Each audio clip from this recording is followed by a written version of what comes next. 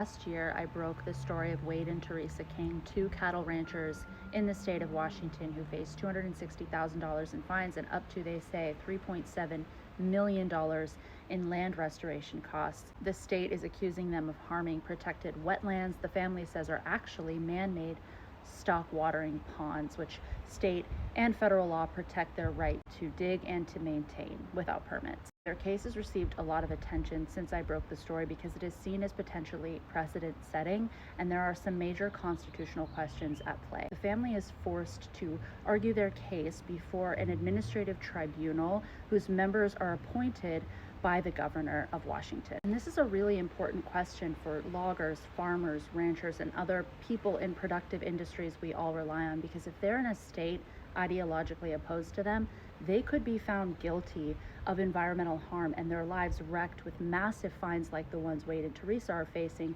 without ever sitting before a jury of their peers. The state gets to serve as judge, jury, and executioner on these massive, important, life-altering cases. And what Wade and Teresa are arguing in their case is that this goes against the Constitution. The Constitution protects your right to a trial before a jury of your peers rather than a panel of members handpicked by a state that may stand against your very existence. So that's what Wade and Teresa are arguing, and it really elevates their case even more than it already was to something we should all be paying attention to. It's extremely important, and it goes to something I'm always talking about on this page, which is that it's so important to pay attention to these constitutional challenges facing farmers, ranchers, rural people, producers. They're often at the tip of the spear when it comes to cases like this, and what affects them today could affect all of us tomorrow. We need independent journalism, we need investigative reporting, holding our government accountable in these obscure cases, which often serve as a testing ground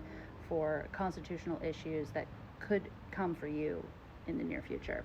Wade and Teresa asked for a hold on their case until this constitutional question was decided, and a judge just said, no, the case has to go forward. I'll stay on top of this and report back, but I just want to remind you, I heard about this case, broke this story, and helped it get so much attention because of you, because of tips from followers. So if you have a story I need to know about or that needs more attention, send it to me, Keely at AmericaUnwon.com. Thank you guys.